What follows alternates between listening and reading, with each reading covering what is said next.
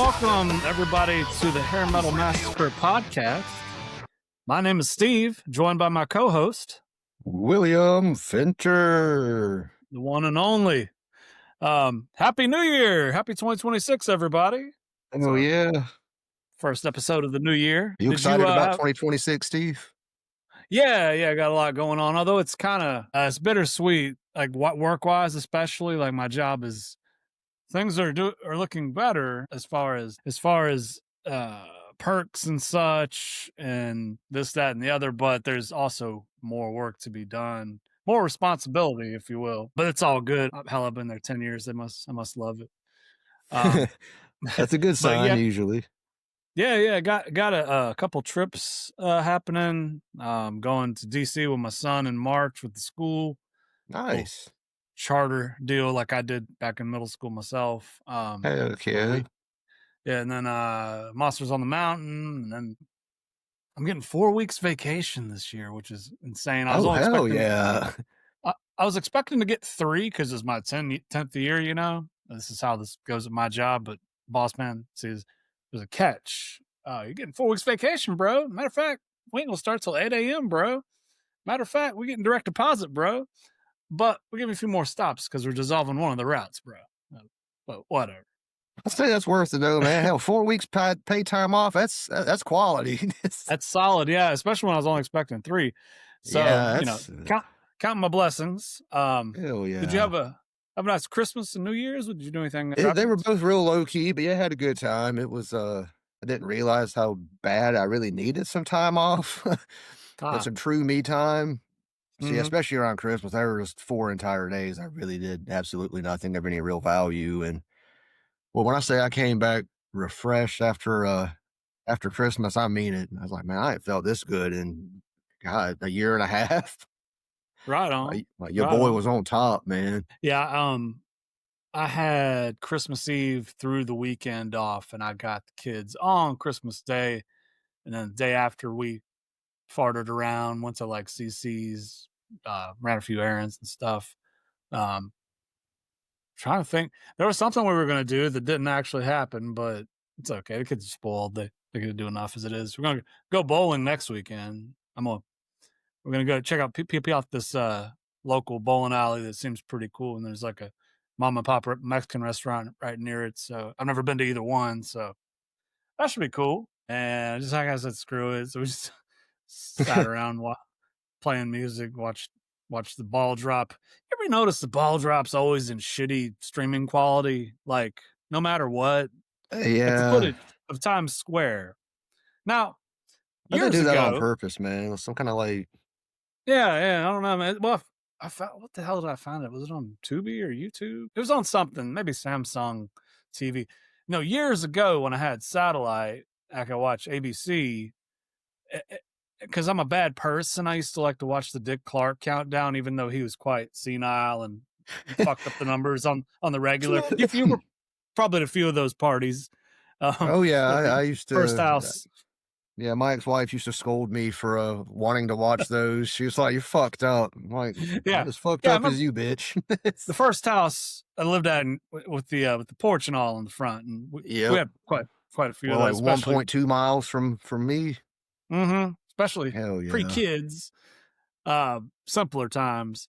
Anyway, so we did that.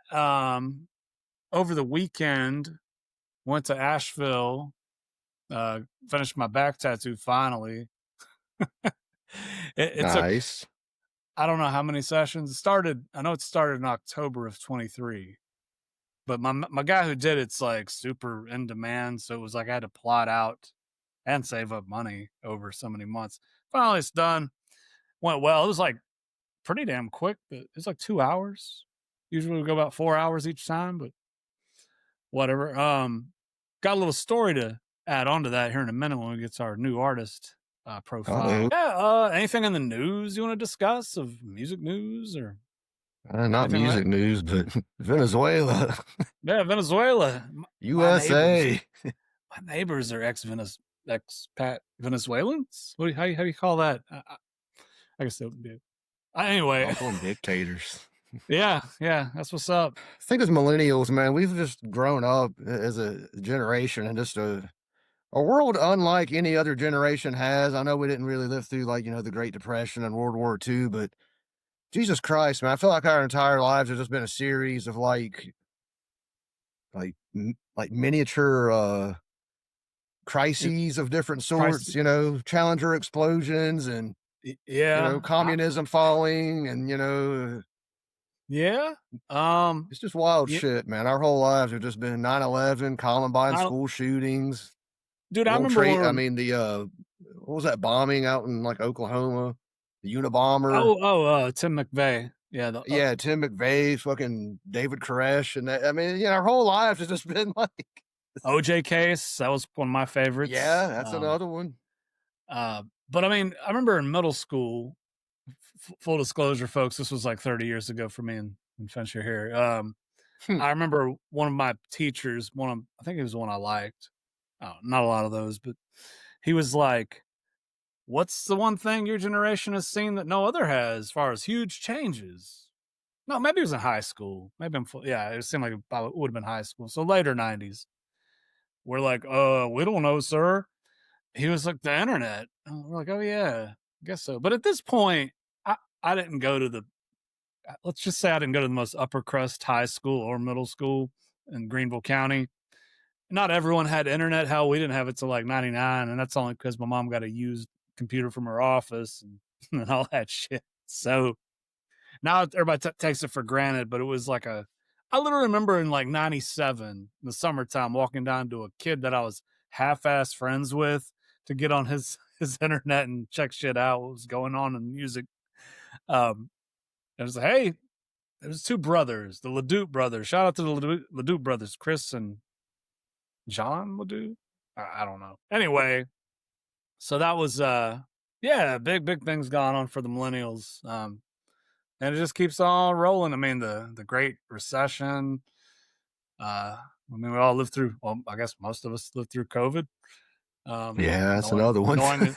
knowing as that was, yeah, a lot of cultural change too. I mean, when we got done with my tattoo, the dude was like, it was really cool, man. I like doing this. So I don't get to do a lot of like biker tattoos. I'm like, yeah, man, it's kind of a dying breed in a way, like especially with the old school sensibilities. Like, yeah, it was like, people talk about that's different subcultures dying out, and like I was thinking about like cowboys and Indians, how that used to be like a thing for generations before us, and now it's like westerns hardly even get made. Kids don't play cowboys and Indians. No. I don't know. It's interesting. Maybe I say interesting too much. We'll work on that in the new year. You got any New Year's resolutions? No resolutions per se, but I've been on a little journey since the 1st of December due to some training and stuff at work that The involves lifestyle changes. I've implemented a lot of these. I'm doing daily gratitudes and power of writing out positivity, daily affirmations and organizing right my on. day now. I've got a daily planner. Every day's like within But reason. I mean, yeah, shit happens. It comes up. You can't be super rigid with that, but I is found it there a really helps focus? though, man. Is there a focus on focusing on the positive? Oh yeah, big time. Yeah, yeah, it seems Yeah, about right. Yeah. gratefulness, man. Be positive.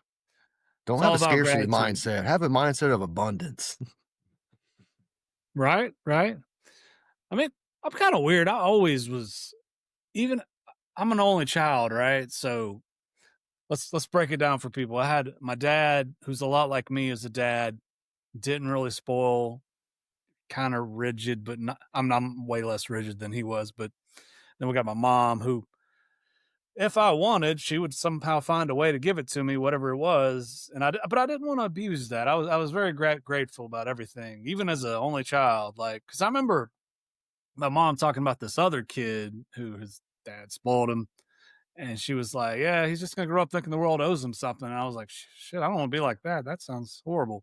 So, I mean, I appreciate any spoilings I've ever received, and don't. I try not to forget them. And even though I say that about my dad, I still love him and miss him. But yeah, Yeah, gratitude. Grat. exactly. Gratitude.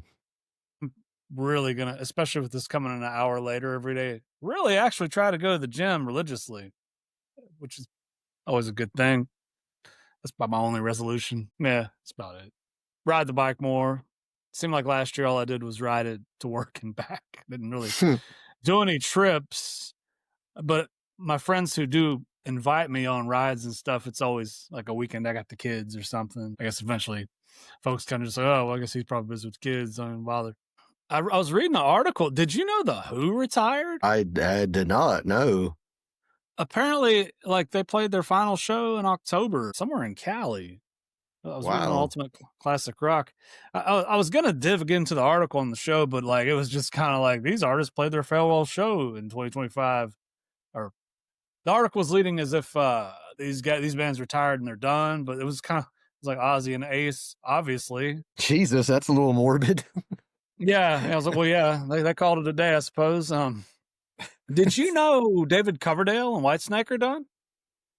I did remember hearing about that. Yeah.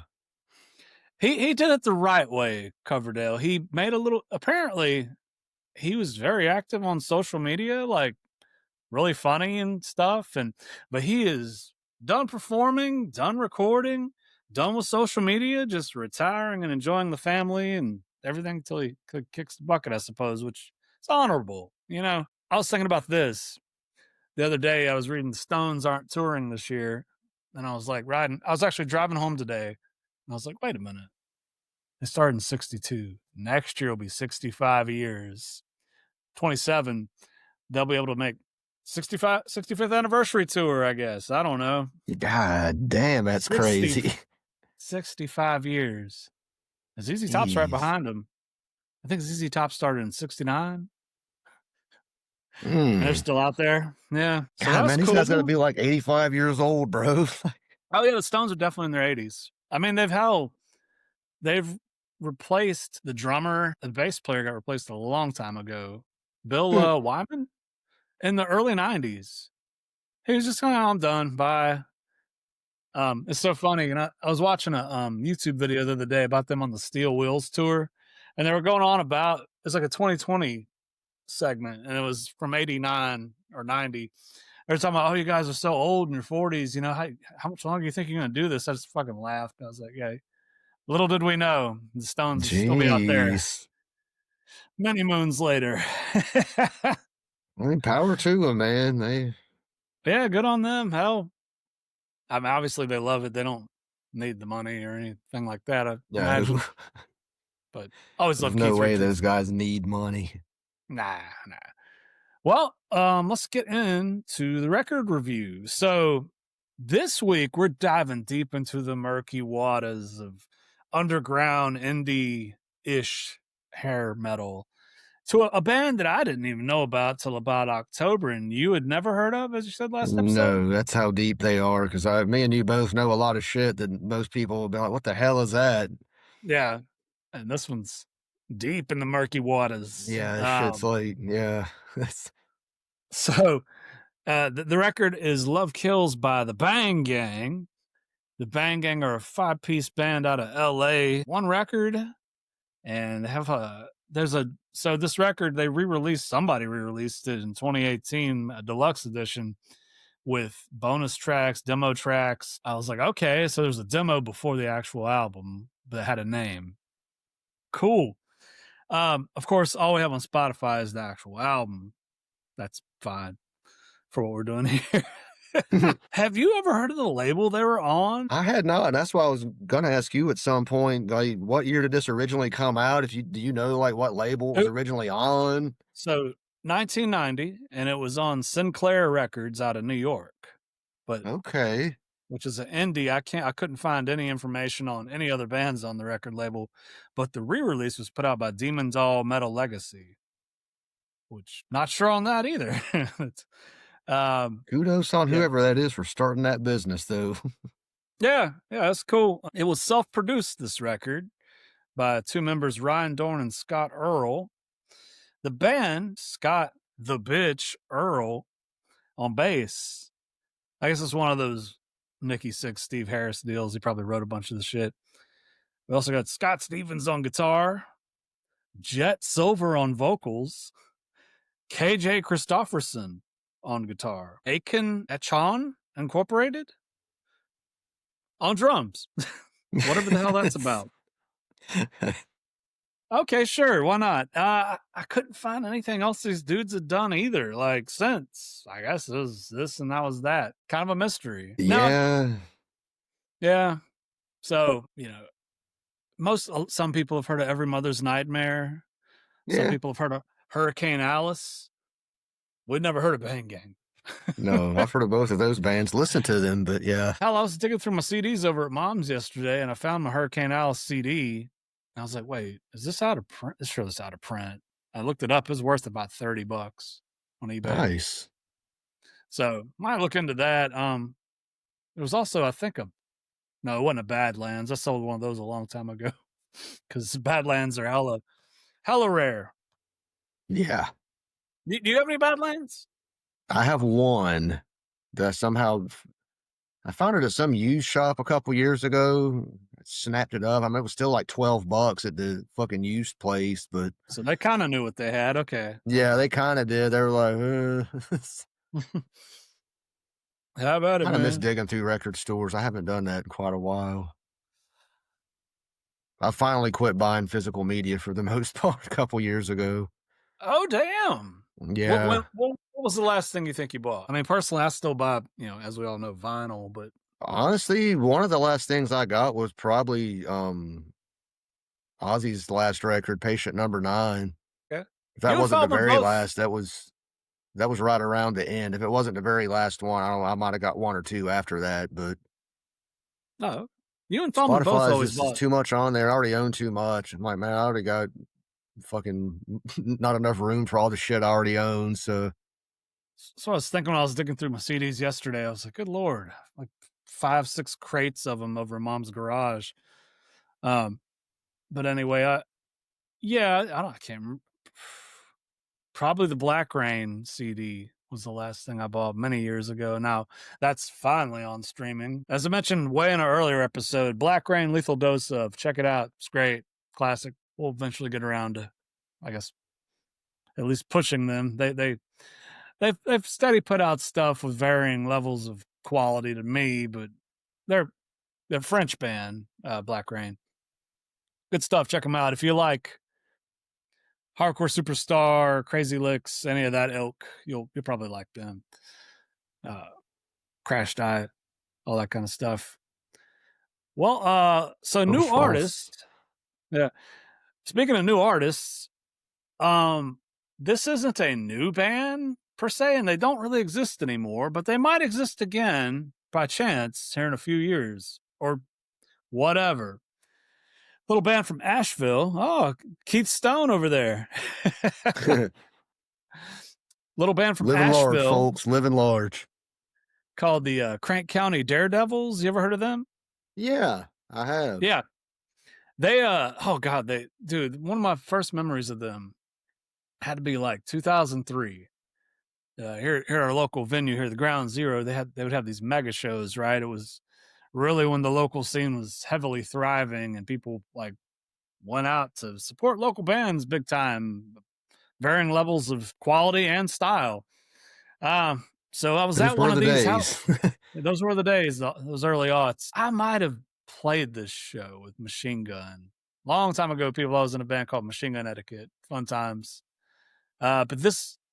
So Ground Zero, the way it worked back then, there's a big main stage up the stairs, and downstairs is a smaller stage. And me and my buddy Dave were downstairs at the smaller stage, and this band comes on, and we're already fucked up, like pretty gone. I think we'd already played. And we're I just would hope like, oh so. my, yeah. We're just like, oh my God, this fucking band is murdering us right now. There's like only like us and like maybe 5 other people watching them. This fucking band killed me fucking live. I was like, wow. And then they're kick ass rock and roll. It's like, I don't know. How do you compare them? It's just kind of AC/DC meets the singer's kind of hardcore-ish vocal, a little grittier than the average rock and roll band, I guess you'd say. Kind of little LA Guns in there, little th a long time ago, they got some press with the singer of Buck Cherry praising them. But anyway, because Nice. reason I brought this band up is I'm a big fan, and on Saturday when I was done with my ink, my homegirl up in Asheville, this girl named Crystal, owns 2 bars.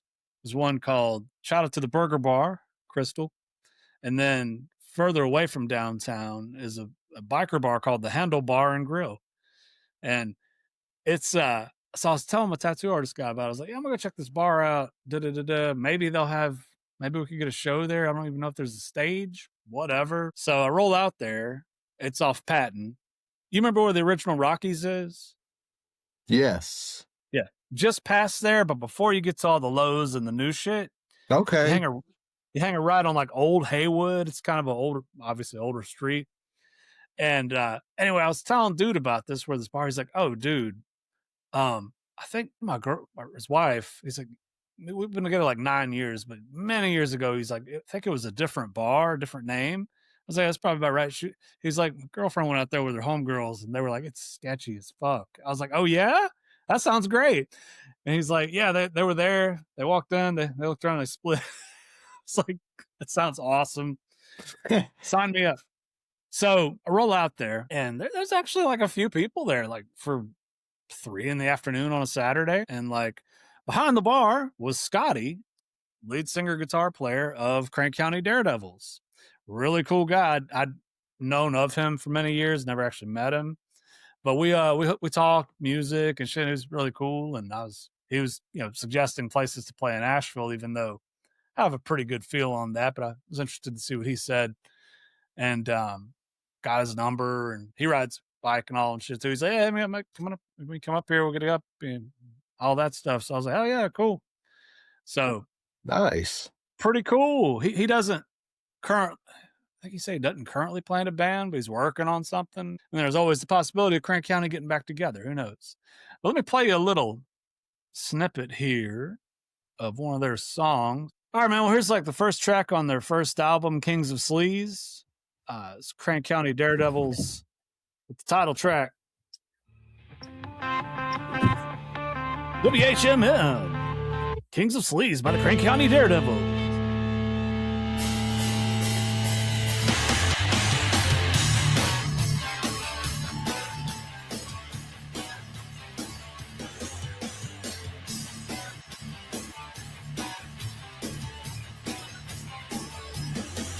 Well, stand up. I'm a bastard down in town, place. I'm on a campaign to get elected as a king of sleaze. What you doing, man? We're on a train and it just can't stop. We're gonna ride it and take a motherfucker to the top. So get on your knees. Follow kings out sleaze. Got no time to talk. Cause we walk the walk. So fuck off. So yeah, you get the idea. What you think, Fincher? Pretty good stuff, man. Yeah, Fun, man. but got a crunchy hard edge about it. I like it. Yeah, yeah. This is If you good, see it, in my mind, what good hard rock should be. totally, man. And here's dude I'm talking about right here in the middle with the gray vest on that I met. Right So on. killer, man. I need a guy that hung out in Asheville in a while, dude. Oh I should get yeah, back yeah. up there at some point. Dude, we should go together. That'd be rad. Yeah, I'd be down, man. It's been a while since I've been up to Asheville Airport a few times to fly, but I mean, that's not even really in town. So it's, Gotcha. yeah, I hadn't Well, hung out around there in a minute. It would be cool to check the shameless place self. out again. Well, if you're free, shameless self promotion here. 13 Shots. We're playing the 27 Club Friday, the 30th of January, 2026, and then we're playing also Sly Grog Lounge on the 21st of February up there. And I believe at both shows we are playing first, so if you could get there fairly early, that'd probably be cool. If you want to come support your boy, maybe I'll give you a sticker and a hug and all that shit. So There you go, folks. What a good deal. Hug for yeah, Steve Jackson and a why sticker. not? Why not? Hmm. And then I'm going back. God, I'm going the first 3 months of the year in a row. Then in March, right when I get back from DC, the Hives are playing at Orange Peel. Been wanting to see them forever. So Nice. that rocks. Well, let's get into the record. Back her on out of here. There we go. Bang Gang. And there's a video for The Young and the Restless, which is track 2, but I'm surprised I couldn't find a video for this one. The what would appear to be this big single, Pedal to the Metal. But whatever, here we go. Let's fire her up. Bang Sometimes Gang. labels don't make sense. This is true.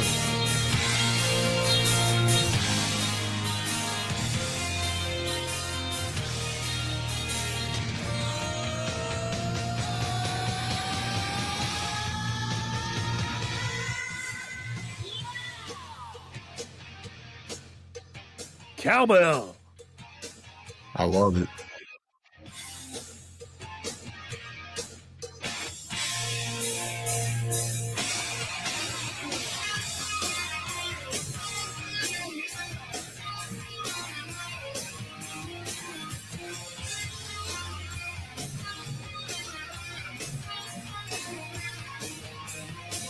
It's true that it takes a spark to start a fire and stumbled on the dynamite. Away from the cold, 'cause lo and behold, she just happened to have a light. Then I landed 100 days later in another state to say that so.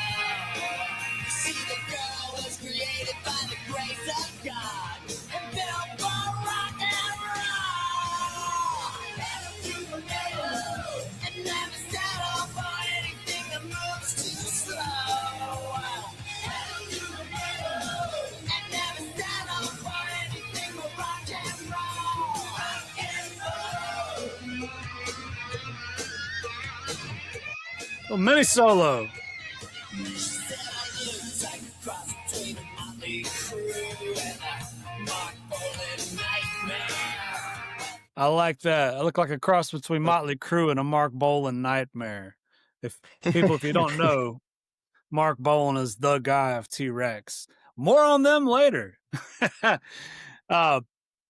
Thoughts initially on Pedal to the Metal, Fincher? I got some thoughts myself.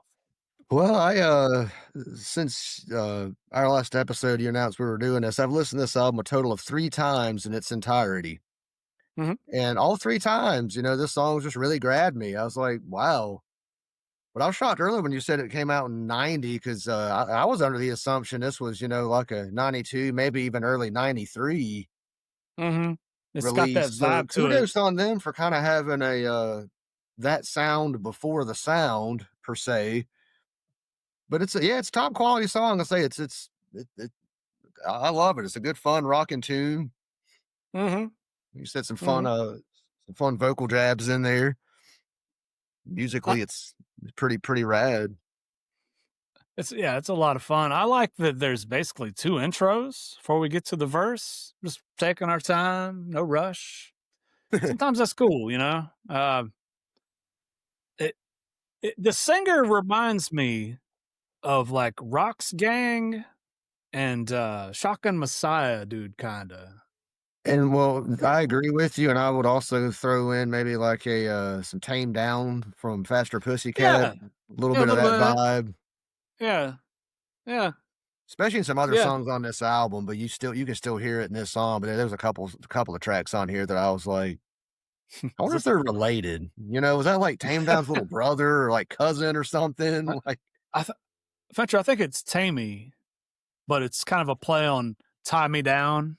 I think you're Like, correct. if you want to get tied down by ropes and shit, because where there's a whip, Hey, there's a his way. own, man. Yeah, man. This one, it's a banger for sure. I can't believe there's not a video, but then again, labels, as we've discussed before, don't always know. No, there's several albums we could make a whole episode, in my opinion, of albums that or tracks that should have had videos versus songs on the album that had videos and really didn't need one, or weren't as best suited, I should say.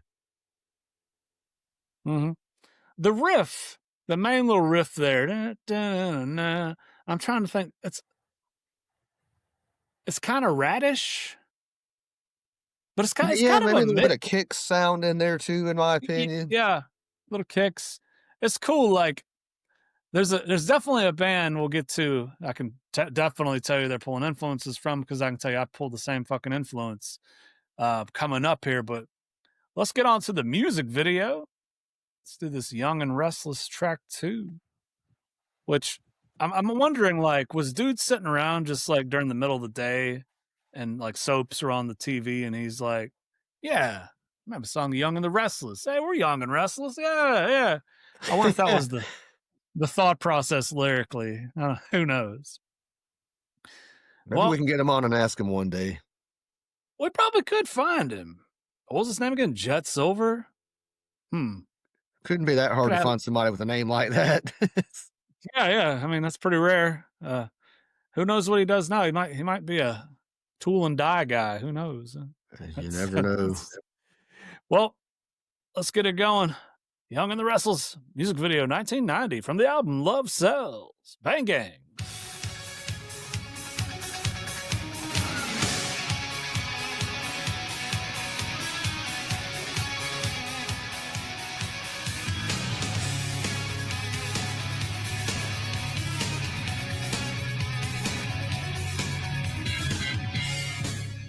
Watch a bass player dude here.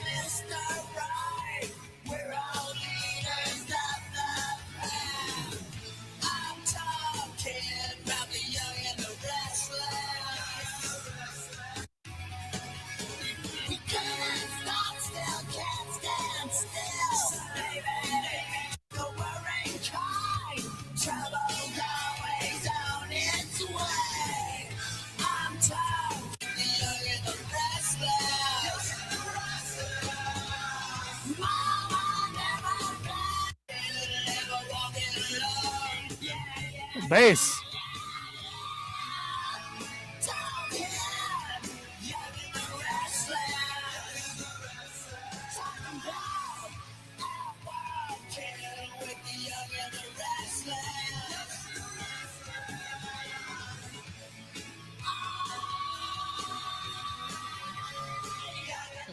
Yeah.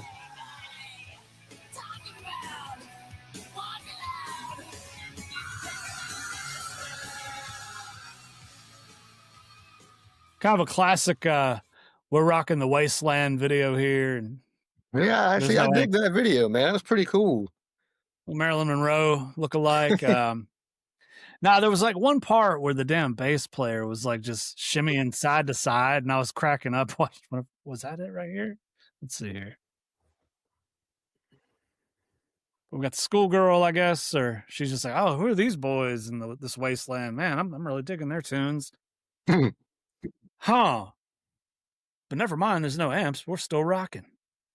So I always love about music videos. It's like, a lot of times there's no amps, but we're still rocking. Yeah, the music surrounds you, bro. Yeah, it's in our soul. Now, fashion-wise, these fellas, the one guitar player kind of looks like Rich from the Black Crowes in this era with the purple vest, and I don't know what the fuck he's doing at the beginning, like tapping the telly like upside down. I don't think that's how you can play that riff, possibly, but whatever. I guess he's maybe the footage. Maybe the editor didn't know that's not what how that anyway. We got funny hats and kind of pearl like Mother Love Boney looking shit on some of them, and the Funny glasses and hats.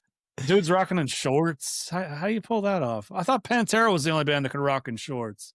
Man, the very early 90s was a very weird time in, like, rock imagery, I feel because like you said, it's this weird mishmash of a lot of the glam and stuff from the '80s and the leather, but then, like you said, there's, like, weird hats and weird, purple vests and tassel-y shit, like Yeah. the shorts, Huh. that's a very, like, early mid-90s type shit. Yeah. But you can tell in the video they're going for it. They're like, yeah. Oh, there goes that bass player is all about it. The bitch, as he calls himself, Earl, Scott Earl. Yes. Well, yeah, a lot of blonde hair in this band. That's cool. Fellas. Hell yeah. Fincher, have you ever bleached your hair? No. I have. It's People more. actually have asked me why I don't dye my hair. My barber even told me, she's like, "Well, I look at your face and then I look at your hair and they don't match." She's like, "Your face doesn't say 42, but your hair says 52." But you know You, why I don't dye it? I don't just ferment it or anything. you can't be 'Cause I bothered. don't want to tempt fate or piss anything off because I still have all of my hair, knock on wood. I don't care if it's fucking gray. I'm not gonna be like, "This isn't good enough," and dye it and then start going bald.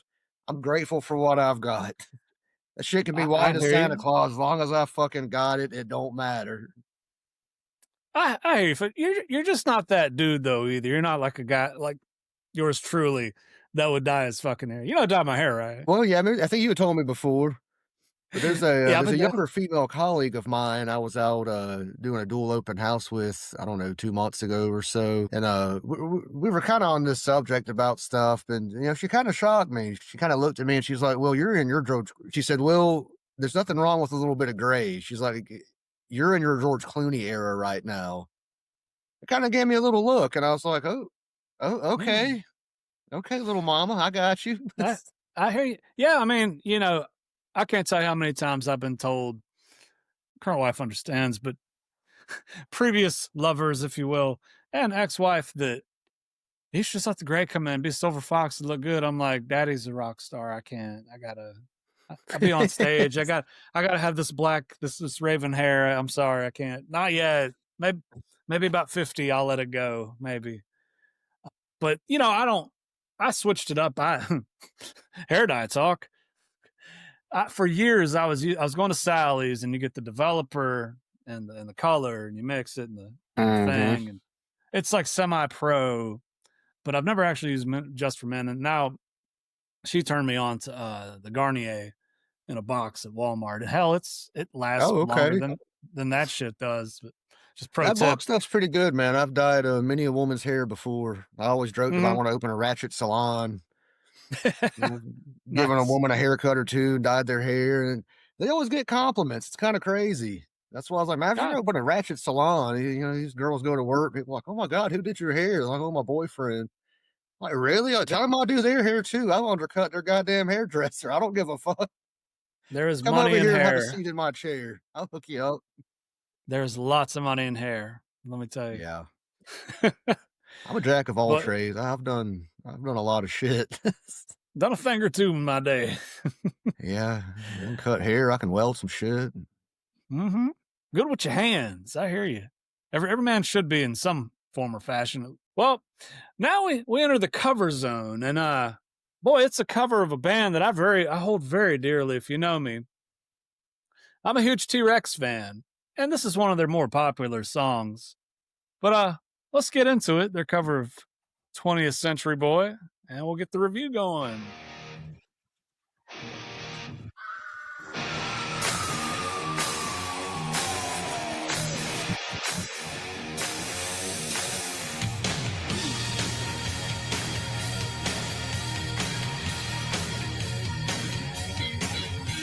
Friends say it's fun, my friends say it's good.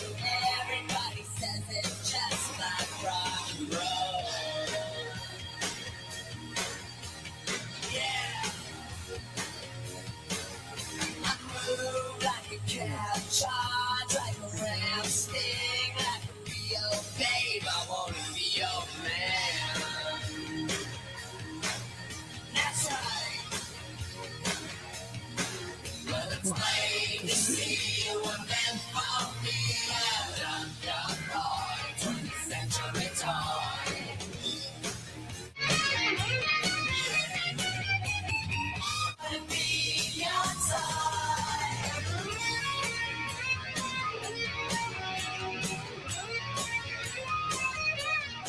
The solo is a liberty.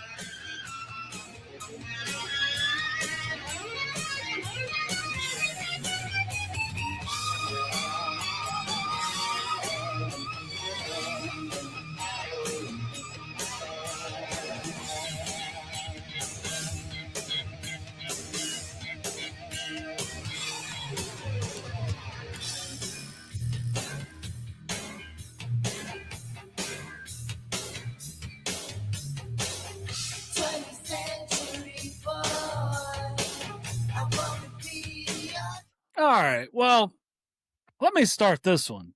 Upon, when you're first listening to this cover, it's not too fast. It's not too slow. It's actually a little slower than the original, but they do it right with the background singers, and it's same riff, and then we go off into our own territory with two guitar solos, which what I can gather from was from each different guitar player, and some bassy, slappy shit. And then just a solid. That's another thing that was very pervasive in early '90s music. Mm-hmm. A lot of slap bass, yeah. Yeah, like, that was a thing for about a year and a half. Shout out to Faith No More and everybody else, Bang Tango and all them. Yeah. But I like it enough. Like I said, I hold T-Rex and most 70s glam. Like not only do I love this genre, I love 70s glam almost just as much. UK glam, I'm talking about Slade, Bowie, T-Rex, all them.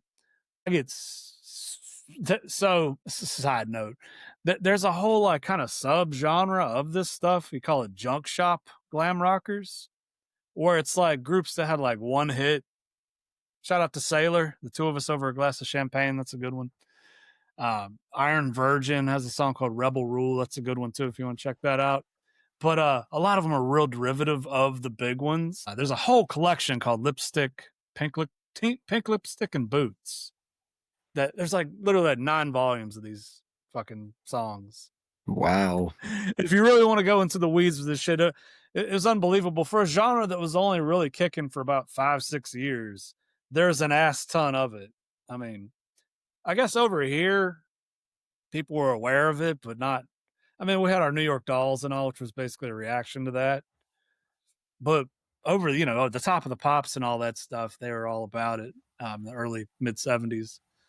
So anyway, pretty good cover. What are your thoughts, Fincher?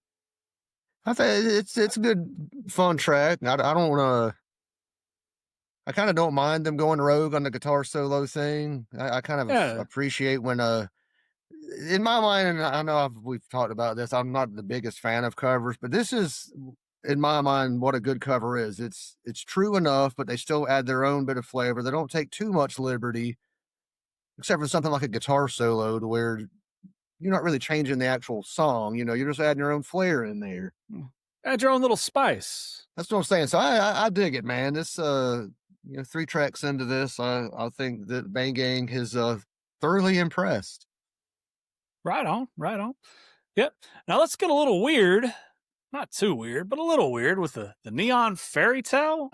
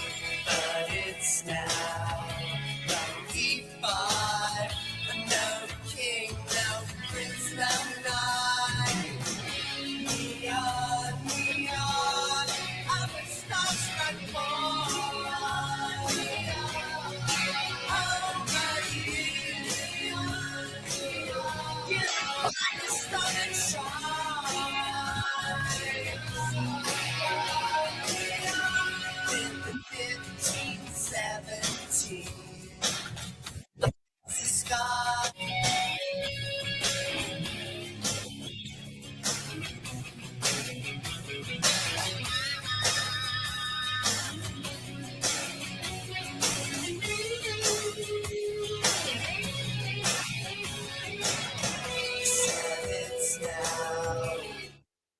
Kind of a, what would you call this? Tell you, it What do gives you call me. this number? What do you call that? Yeah, it's kind of bopping. We're kind of sitting under an apple tree with a guitar, and the unicorn walks by. That's what I envision hearing this shit. A lot of fantasy imagery in the lyrics and such. What do you think of the neon fairy tale there, Finchers? I dig it as a song, and I tell you, I get pretty mad vibes of Bang Tango and like Saigon Kick's first album, which both Bang Tango and Saigon Kick's debuts came out right around the same time this did. So I highly doubt they really had time to really influence each other. But it's just an interesting correlation, the time period, and it was just like pre-internet. It's kind of weird how. Because Saigon Kick was in Florida. These guys were from LA, you said, right? Mm-hmm. It was pre-internet. How the hell would they have heard each other? Neither one of them were big at that point. But yeah, it's I dig the song. It's like I said, it's kind of a fun little good summertime song. I put it like that, like it's very summery. Yeah. That's what I'm saying. That's the type of shit. If I'm driving to the beach in the summer, it's gonna be on like my driving playlist to vacation. You know what I mean? Like get in the zone, man. Get in that mood. The chord progression before the verse starts, that real like kind of bluesy but dissonant chords, it's kind of like kicks. I think it's on Midnight Dynamite. I think I know what you're talking about. Yeah. But it's almost the same progression, but whatever. It works. Many a progression has been used over and over in music. That's how it goes with guitars. Yeah. There's only so many good ones, I guess. Yeah. I mean, it's all. Oh, something else I really liked about the very first song. Attitude. It's definitely got some swagger. Yeah. Pedal to the Metal was definitely And this one's just a little more laid back. We're chilling in a hammock and the pink breeze blowing by. Smoking a doobie. Fairies fly around us, and that's what I envision.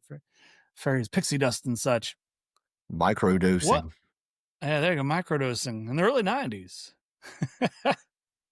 Well, let's hit the next track. You make the beat go on.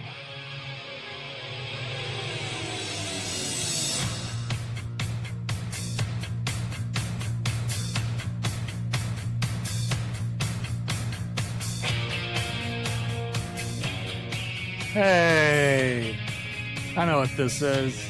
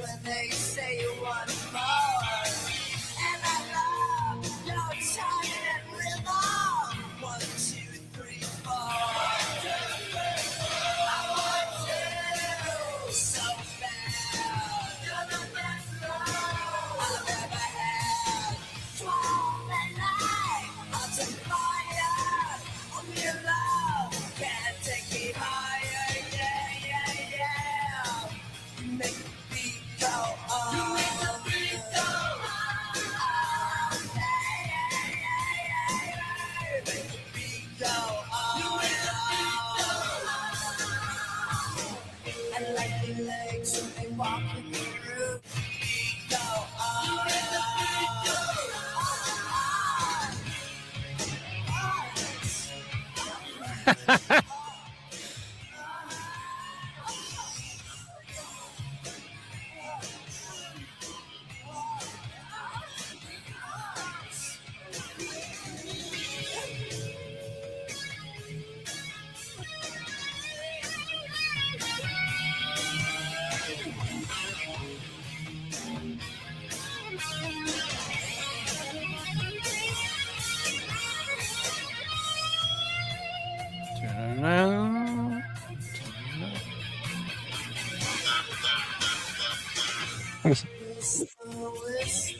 This song is like they sat down and said, how many fucking ways can we rip off the Cult and put it in one song? Yeah. Another band I hold near and dear to my heart. I love the shit out of the Cult, but it's You and just me like both, kind of dude. funny. Yeah, it's kind of funny. It's like Sonic Temple meets Electric. Yeah. Stew. And let's, because you can literally hear Try to Get to Heaven, Fella, Little Devil, the Cleaner album they did with Rick Rubin. You can hear a lot of Sonic Temple soloing, like, and then like the dissonant riffs and stuff. A lot of Firewoman in there. It's kind of neat in a way, but damn, we see what you're doing there, bro. We see you, dog. The hook's kind of lazy, but it works. It's like, Yeah, I like it. I mean, it works. It's, the singer just kind of has a cool like swagger of like, I don't give a fuck anyway kind of vibe. So it works. More thoughts on You Make Me Go On, Fincher? It's, really can't argue or change anything you said. I'm pretty much spot on with it. It's I dig the track, but yeah, it's pretty super ultra Pretty cool. cult derivative. Mm-hmm. You know, Shout out, at least shout in out my to mind, at least it's a decent takeover of a cult sound. At least, you know, they could have done they could have done a lot worse job, but shout out to Ian and Billy of the Cult, and let's not forget John Tempesta on the Skins. Old White Zombie drummer has been with them a good 20-something years. Nice. John Tempesta. Oh, you ever seen the Cult live? I have not. I kind of I don't like that. I've only seen them once, man, and like I was gonna go see them. We were gonna go see them in October. They were coming to Charlotte, and we had our AC unit go out. It was a Friday. Damn. So we had to wait on a guy. Like I couldn't figure out what the hell it was. It wasn't a fuse. I forgot what it was. Something upstairs, but it was very simple, which thoroughly pissed me off. But hey, man, next time, me and you, we'll go. Hell yeah, I'm down. Because they're getting long in the tooth. I mean, they're still great live, but I've only seen them once, and that was in like 2007 at the Tabernacle in Atlanta. Yeah, and they were killer. Weird lineup though. It was one of those. Was it a Jägermeister sponsored? It was that album, Live Through Something. I know. Yeah, I know what you're talking about. Magenta with a white wolf on the cover or some shit. Yeah, that album tour. And there was like a weird electronic band in the middle of the show, and then like the opening band was some band called The Showdown, and they were like kind of Pantera-y. It was a strange lineup. I was like, Jägermeister, what the fuck are y'all doing? I mean, I'm all for variety, but this is a little too much variety. But cross marketing, man, we're gonna get people activated in other stuff. I guess corporate so. Genius. Jaeger's just, I can't fuck with that stuff anymore, man. Funny story. So it's funny, me and Jaeger, I liked it a lot in my 20s. I mean, not a whole lot. It wasn't like all the time thing, but once in a while, I like a good cold shot of Jaeger. Right when I turned 30, it was guaranteed Hangover City. And I said, fuck this. Just one shot of it. And no matter what else I was drinking the rest of the night, hangover guaranteed the next day. Because there's so much fucking sugar in that shit, man. Yeah. So I laid off it a good 10 years. And then about, like I said, 2 or 3 years ago, I was like, fuck, I'm going to give it a whirl, see if I can hang with it now. No, I'm fine. I swear I have the weirdest body.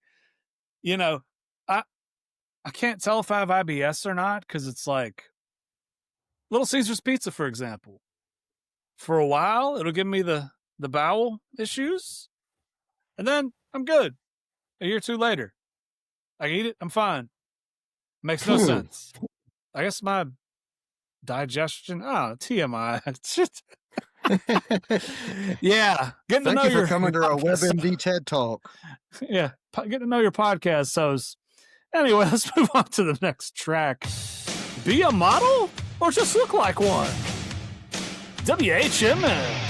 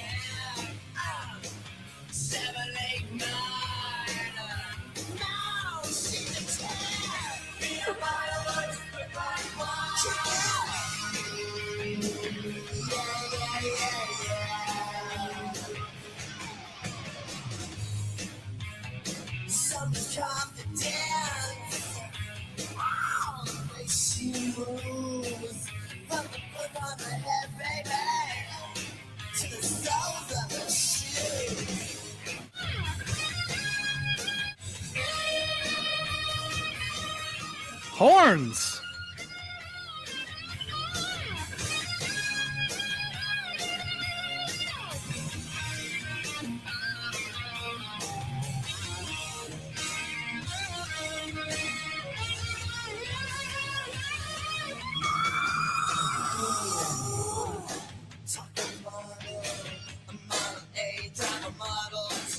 Everybody.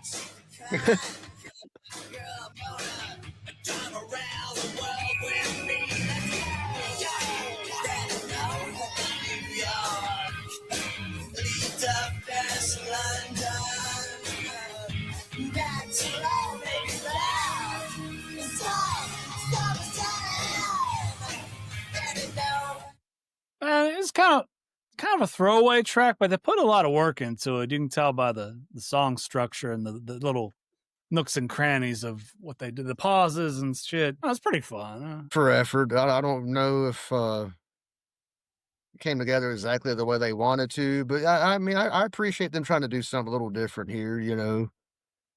Especially this late in the scene, I was at this point, I think it was very easy for a lot of bands to just plug in, do the formula, you know, just make the same album. You know, it's been made by 50 other bands already, but proven formula. Yeah. So, I mean, I kudos to these guys for going out here and trying to do something a little bit different. Fincher, do you have a favorite model or supermodel, like of all time? Back in the day, I just thought Stephanie Seymour was like the most absolute gorgeous woman who could ever exist on the face of this planet. And I guess that's still true. Yeah, like late 80s, early 90s, Stephanie Seymour is fucking primo, dude. Hang on a second. I don't think I remember what she looks like. Now, wait, was she in some movies too? She was, yeah, she's been in all kind of shit. I think she was in the November Rain music video as well. Yes, that's where I've seen her. Yes, she's Axel's bride in that. Yeah, she's she in Baywatch, maybe like later seasons of Baywatch. I don't remember. I think I see a red bathing suit on her there. Not Sports Illustrated. Gotcha. Mine is one Kate Upton. That's it. No, Kate Upton's quality too, man. Yeah, big fan. And then, like, dude, the worst part is the dude she married now. Granted, he's probably got a lot more money in the bank than I do. He's a baseball player, but we don't look that different. I'm like, damn, I could have had a chance, but I can be delusional sometimes. I had this whole plot when I first got divorced. I was like, man, I'm gonna drive up to Nashville. I'm gonna win Reba. Reba's single, right? We'll go up to her property and talk to her guards or her ranch and be like, "Hey, Reba, let's go out to Texas Roadhouse or something." I don't know. I'm sure she has a studio in her house I could use to record. No doubt. Sure, Steve. Yeah, Yeah, divorce will make you think some crazy shit, man. I had some crazy plots this is true. myself. This is true. I mean, I don't know. Redheads and I have a thing historically, but I always thought Reba was a babe, even at this age. But then again, she's a lot of plastic right now too. But whatever. Yeah, shout out to Reba McEntire. My All uncle, right. Scotty Hawkins, was her touring drummer back in the early 90s. Oh, that's right. Yeah. Wait, I think I knew that. You told Yeah, me that he one actually time. died at Spinning Jenny and Greer playing with a band a few years ago on stage. Had a heart attack playing drums. Damn. Yeah, man. Well, at least he went out doing what he loved, huh? Yeah, he was on stage, you know. That right on. Damn, that's wild. Well, this track, it's pretty fun. Even it is kind of a filler track, but they still and the singer, his phrasing is really interesting in the verses. I gotta say, like as far as the writer goes, like, it's not. There's no consistency to it, but that can keep you on your toes. It keeps it interesting and fresh. I agree.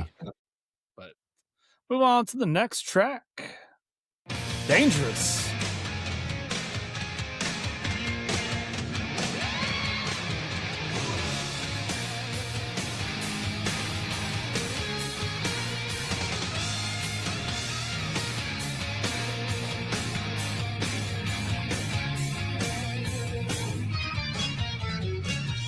If I ever see you again, it will be too soon.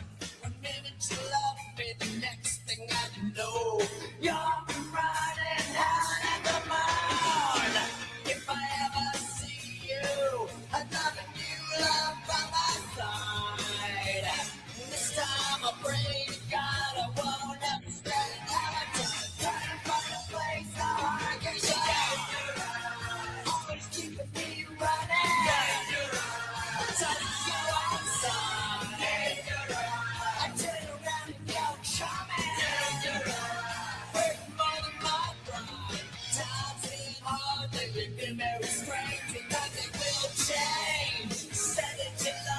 Said I would win, that was the first in. See that? Those who don't know these words, I think I'm sure they'll mean. But they're safe in their homes. Alone. Guess they don't hear me scream when I scream.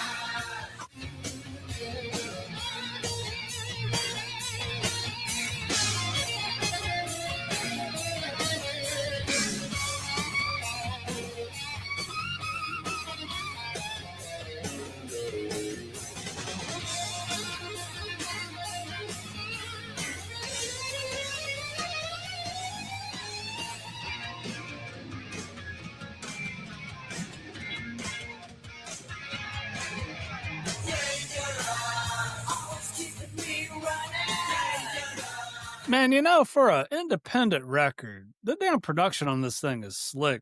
Like, That's what I was kind of shocked when you said it was self-produced by two of the band members. I'm like, them guys must have like worked at a studio or shadowed sure, or did something. surely. Yeah, it does sound. It's not the best production I've heard, but it's fucking up there. It's damn good for an independent release. I agree. But dude, yeah, like all the levels are like just perfect. Like because when I listen to a solo, I'm listening for how high the rhythm guitar is behind it, whether it's Mm-hmm. drowned out or not. And the drums, can I hear all the drums? Well, it's like, dude, the bass, everything's like super primo. But yeah, their engineering and production, you can't front on that. And remember, folks, this was before the days of Pro Tools and easy software. Like you actually had to be behind the board, twisting dials and shit. This is true to tape, and that was Yeah. a bitch to edit. Yeah. Ever known any dangerous broads, Fincher? Well, I'm gonna go out on a limb and say anyone that knows me probably would say yes. Mhm. But I'm done with that era in my life, Steve. I hear you. I've said God no bless more you. than once recently. Good decisions. Save yourself the heart attack. Exactly. I I've hear learned a you. little thing in 4 decades, thankfully. Got a hard That's head, but it good. gets through eventually. Some people never learn. Fun track. Be wary of them dangerous women. They can cause you quite a lot of heartache and headache. I can testify. And I can tell y'all from experience, at the end, they're not worth it. I promise you. It We ain't had this worth it. discussion in the boys' chat. Actually, we have it fairly often in the boys' chat. But whatever. Yeah, whatever you think you're getting out of that, you're paying 20 times more. I promise. Just don't. We'll find you a good girl. Find you a girl at church. That's where the good girls are. They go to church. Yeah. Or, I remember a long time ago, it's a Paul Harvey segment or something. Paul Harvey was a guy that had like a midday radio minute, if you will. And he was talking about people meeting at the gym, like single people. And he made a good point, like, well, at least you got that in common. I was like, yeah, that's true. Working out. But yeah, dangerous women. So many people don't realize that so many things are not worth burning calories on.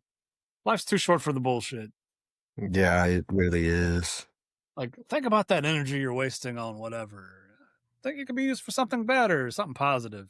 Clean the house. I don't know. Well, let's move on to the next track. Is this the last track? I can't tell from the layout here. Let's see here. No, not the last. Thrill after thrill.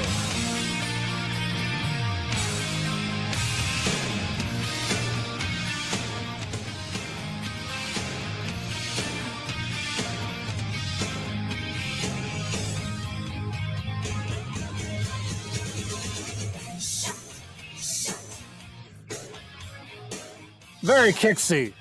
Mm-hmm.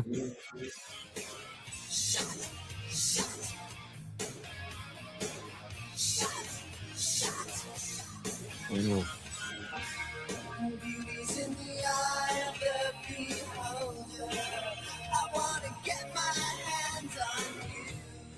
Though I may be a little bolder than most, I know what to do. Don't stop. Thrill after thrill. Don't stop. I'll make your dreams come true. Don't stop. Thrill after thrill. Don't stop. And don't stop. Always bringing you up, never letting you down. Here's my heart. Take it. I've got the recipe for love. Baby, I know we can make it tonight.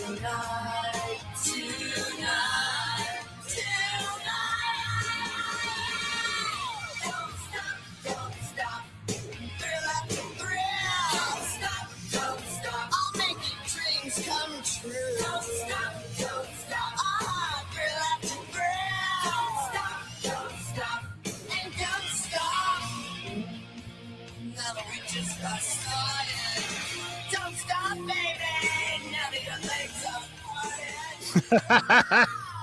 Keep that battle and pick it up.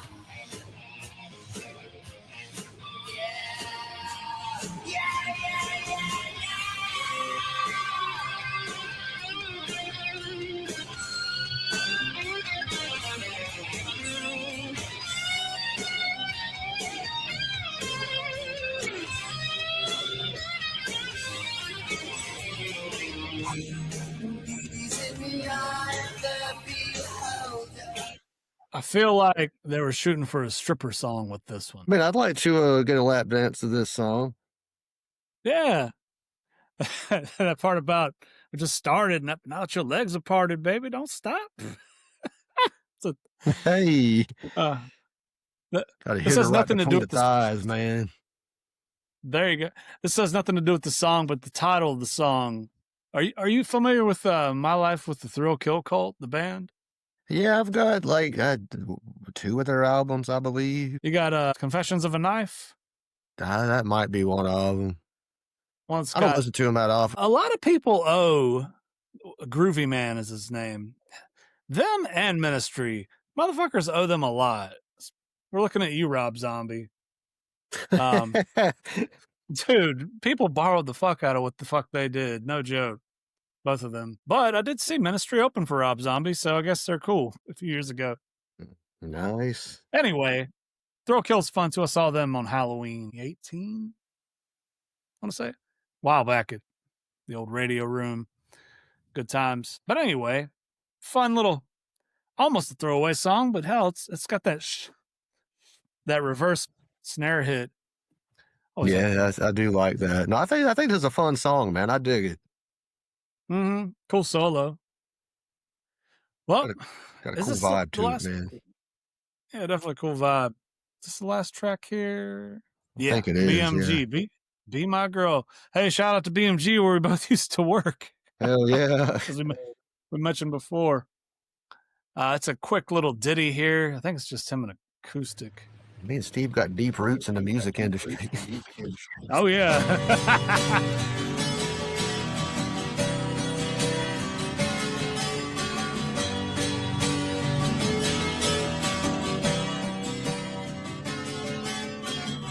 Maybe I was looking and maybe not, but I couldn't help but catch the view. Just classic, super fantastic.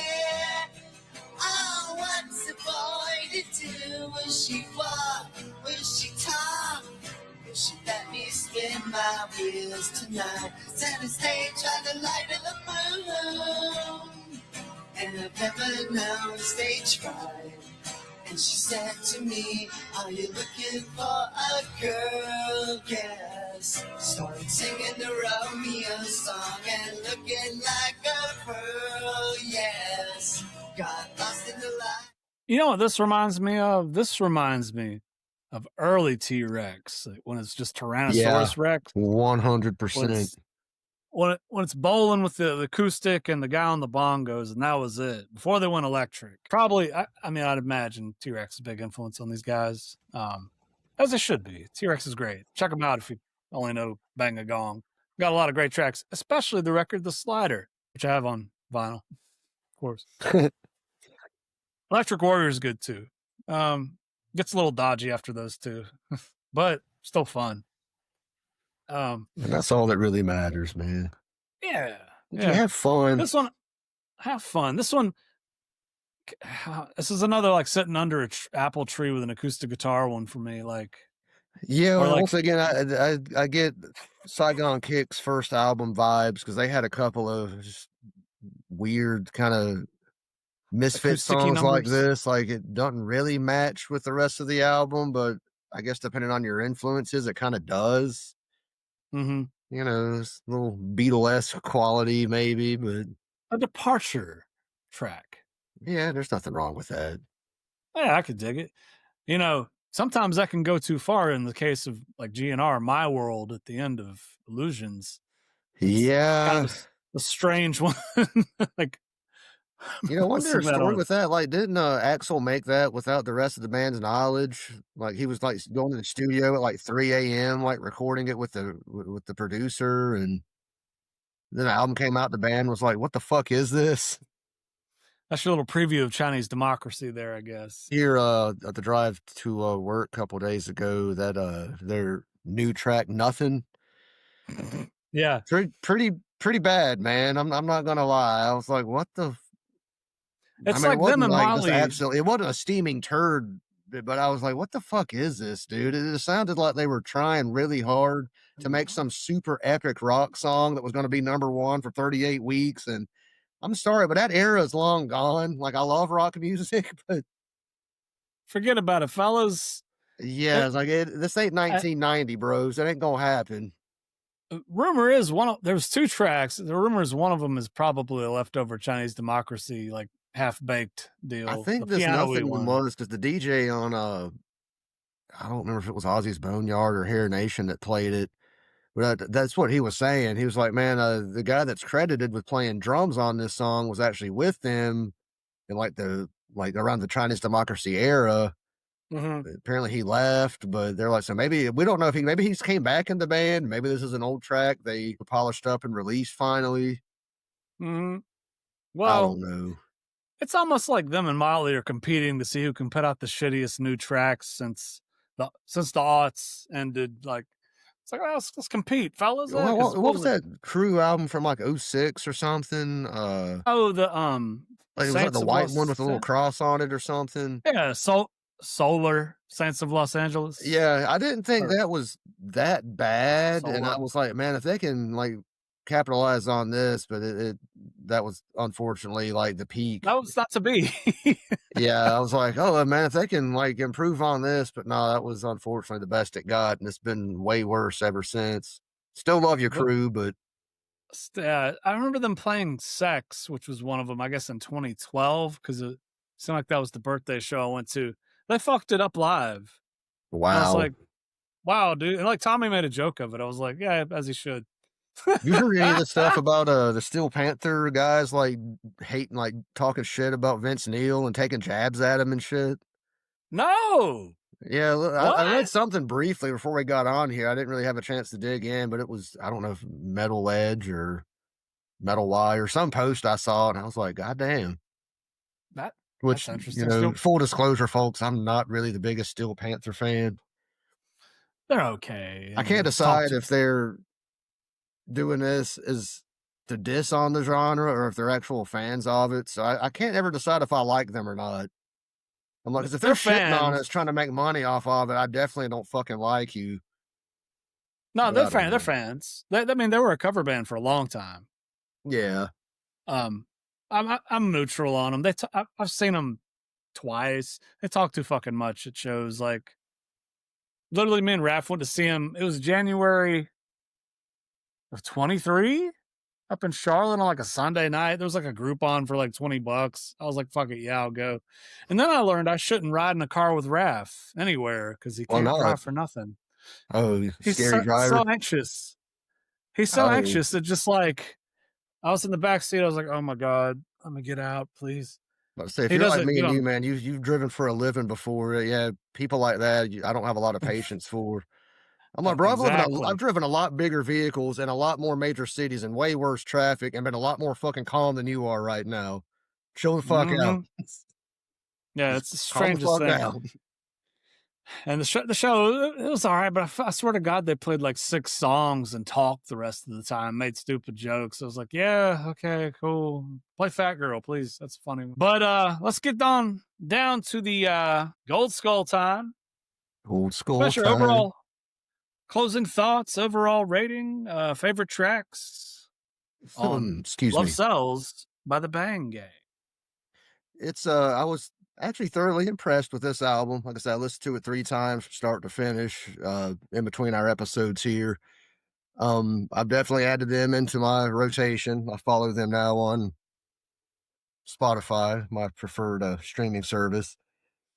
But yeah, I told you earlier, I was kind of shocked that it was a 1990 release. I was under the you know impression just listening to it, it was a band like Disturbance or something, like a late 92, early 93 kind of independent release. So, I mean, kudos to these guys for, I mean, I don't know if it's a curve you wanted to be in front of because unfortunately the genre kind of died, but still kudos to them for kind of having a future to where I think would have went had grunge not completely taken over. But, Heard it. Oh, good. oh no, I was just going to say, but yeah, it's a great album. It doesn't reinvent the wheel. I do like the album, but just being honest, I don't really think they really brought anything new to the table. They did that. They did add their own spin to the sound of this genre, though.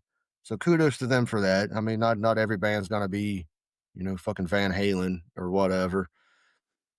But yeah, I think overall, I would give this album a 2.5. 2.5 sounds good. Sounds good. I thought about Yeah. 3 because after the first listen, I was like, man, this is a 3. Second listen, I still kind of thought it was a 3, but then the third listen, I'm like, I really like this, but I had to drop it to 2.5 for the reasons like I just said. I don't really feel like it necessarily brought anything new. It's quality, it's really good. It's inspired, but they're not really reinventing the wheel here to bring anything new to the table, but they do what they do well. So that's why I had to just settle on 2.5. Favorite tracks? I actually am if I had to do 3, I'm gonna say Mhm. Dangerous, Thrill After Thrill, and the Neon Fairy Tale. Right on. I'm gonna go pedal to the metal. I'm in the Restless and Thrill After Thrill. Hell yeah. Yeah. All good Um, tracks. I mean, there's really other than the last track is probably my least favorite on the album. yeah, it's kind of whatever. Yeah, but it's still not horrible. I've heard a lot worse shit. Believe me, Mm, but I don't know how this band had stayed out of my radar for as long as they have. It like, doesn't like I happen said, there's often, but whenever I am introduced to a band I wasn't aware of in this genre, I'm like, how did I not and, know? and they were in LA in the scene too. That's what I'm That's the saying. You would funniest. think like somebody would have name dropped them in an interview or said something Mhm. from like like on stage at a concert, like shout out to our boys at Bang Gang. Somebody with a shirt. Like, Yeah, yeah, you would have thought it's somebody somewhere. I would have heard of this band, but I'm not mad about it. There's really no more of this music being made. oh, kinda. I mean, well, there is, but Yeah. as far as it's kind of nice to think you've heard everything that was ever recorded back in the day, and then something like this pops up, and you're like, sweet. Kind of helps keep it fresh in my book. That's I hear you. I hear you. Um, for me, yeah, dude, the production is stellar, and it's cool. Like you said, they put their own little spin on it with a lot of the funkiness of the bass and the singer. I mean, Grant, we said he's kind of rocks gangy, Tame Me Down, Shotgun Messiah, but it's kind of like cool, laid back, like whatever man kind of delivery, and like his interesting Bart phrasing. Simpson vibes. Right, right. Let's see. I would say like if you're making a playlist of the genre, definitely put pedal to the metal on it. That's pretty much the most attitude filled banger on it. Yeah, it was a great opener. I'm glad they. Perhaps Thrill After Thrill also. Um, That's a hell of a I, track. Yeah. I, I like a lot of their influences. I mean, I'm a big fan of a lot of their influences too. That's cool. I'm gonna go. We're going 1 out of 5 gold skulls. 5 being a masterpiece, 1 being trash. It's only 9 tracks too, but I mean that's it's It's short and pretty sweet. short But album. It's like 38 minutes, I think, something in its yeah, entirety. It's not a real long album. I'm gonna go 2. Heard that. 2, 2, 2. That'll work. That'll work. Check it out. And I mean, you heard it just sampled it just here, but eh, show them some love on Spotify. They only get like 200 listeners a month or something. Yeah. Okay, next episode. I've got an idea, and Fincher, you can. How about next time you suggest a record? Oh, shit. I'll give you Okay. some homework. I'll give you some homework. Okay. I mean, I can come up with one off the cuff right quick if I need to, but Yeah, I have a master list, but I'll go ahead and propose the next episode. But one after that, we'll have you okay. Yeah. All right. Well, call then out. I'll do some homework and yeah, hell yeah. Sounds good. We got another anniversary, 35th anniversary this year in 2026 of Tufts. What goes around comes around. What you think about that? I dig it. Well, yeah, we'll do that. What goes around comes around. Their debut. Atlantic. Wasn't that Atlantic 91. Records? Think so. Want to show us a picture or something? hairmetalmassacre@gmail.com. Follow the Facebook page. Plus, we got the YouTube and the Rumble pages also. Give us a subscribe on those. That'd be cool. And we'll see you next time, fellas, with Tough. Take her sleazy.